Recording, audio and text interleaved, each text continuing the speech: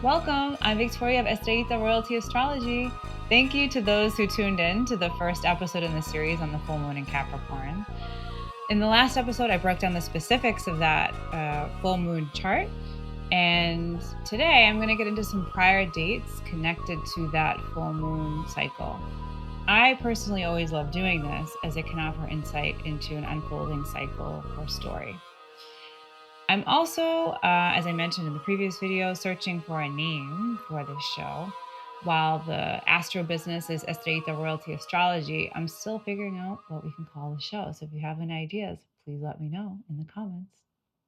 Full moons always connect to larger cycles. So in this part of the video, I'm going to go back and talk about some dates that might be helpful to think back to in terms of when you maybe planted some ideas that you can finally see at this moment. And even if you have to, when we say we see it, it doesn't mean we see something and that's it and we clap and it's over. It's we see, now we see, and how can we course correct if need be, or see something that we couldn't see before in whatever thing that we had planted.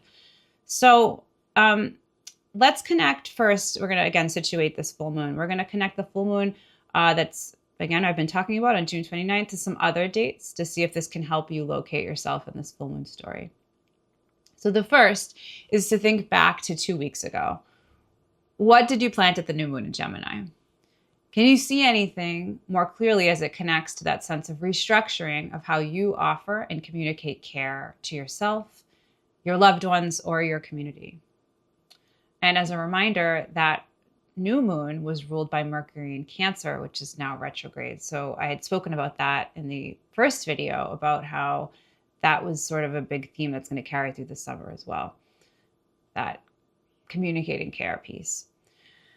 The other is to think back to January at the new moon in Capricorn on January 18th, 2026. So something you'll hear, I love this, that other astrologers say to do this, and I think it makes sense. Look at old photos, journal entries, look on your phone, emails, just to get a sense of what you were talking about around that January 18th date. What were you planting? What was the theme that you think was coming up for you? Of note for that time, just to remember astrologically, is that Mercury, Mars, Venus, and Pluto were all nearby to one another. There was a pileup of energy at this time. Mercury and Mars were in Capricorn, and Venus and Pluto, and they were together, and Venus and Pluto in Aquarius.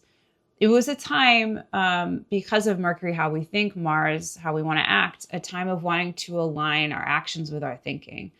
And also for our values, Venus, to align with our sense of collective power, Pluto, which is connected to power. So right around that time, we saw major collective action and community power in Minneapolis.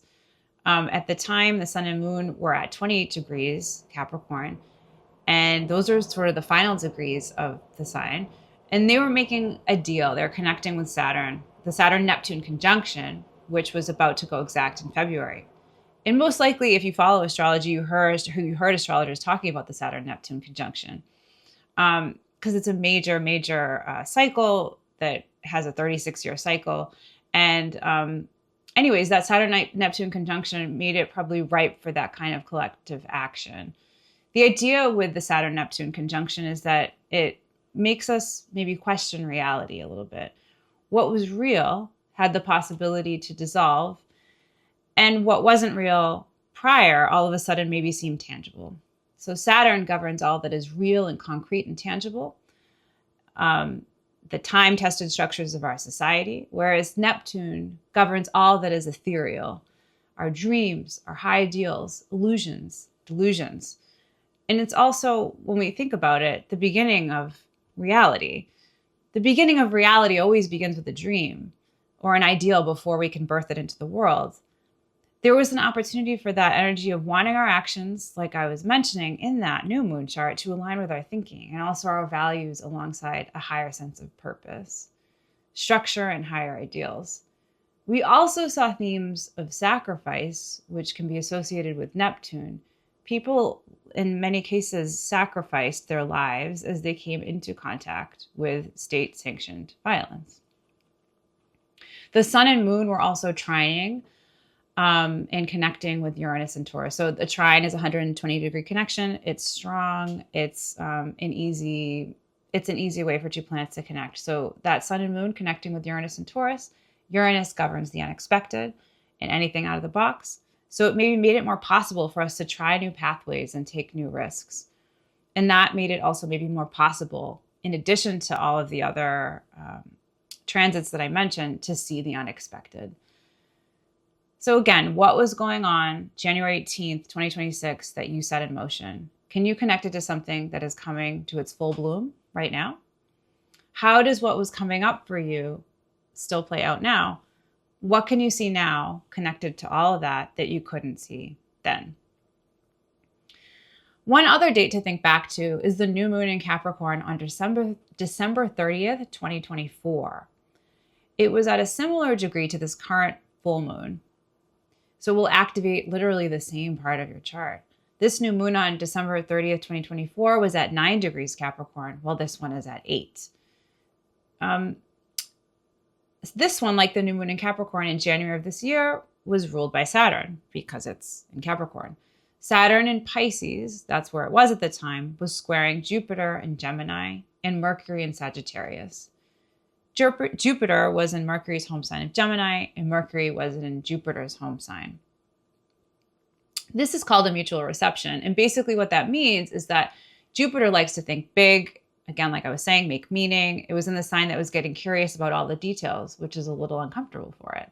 And Mercury, who cares about the details and is more comfortable in Gemini, asking questions, following up, editing, was in a sign that cares more about the big picture. So there was this clash, but also because they were connecting, maybe they were able to help each other out, if you will. Because Mercury and Jupiter were in opposition, how we think and process information was being challenged. Maybe was being challenged by the planet that wants us to make meaning. Maybe we were struggling to get the volume right on how we communicate and how we make meaning. Where were we exaggerating? And Saturn, the planet of maturity and time-tested reality, was almost offering the release of tension in this opposition. If you can see that in the chart. Saturn in Pisces may be reminding Mercury and Jupiter to stay grounded, as Saturn would want us to stay in reality, perhaps though here, because it was in Pisces, through some kind of spiritual devotion. So as not to get carried away with our grand ideas and philosophies. So where were we finding a sense of grounded spirituality then? This is, again, late December 2024, December 30th, 2024. How did it keep our feet on the ground? How does what was happening in late December of 2024 connect to now, the full moon that's coming to light? Okay, that's it for now. Thank you so much for joining me. I'll have one more video about this full moon in Capricorn, and in the next video, you're going to get horoscopes for all 12 rising signs. Thank you again for tuning in and joining me. If you're enjoying these episodes, please, please, please like and subscribe. It really helps as we're growing from the ground up, so to speak. If you're interested in booking a reading, please go to estrellitoroyalty.com and check out my offerings. You can contact me there and I'll get back to you with a booking link. And feel free to let me know how this full moon in Cap is going for you in the comments. And as I'm still figuring out if you have an idea for this show and what we can call it, let me know too down in the comments. I hope you're having a beautiful full moon.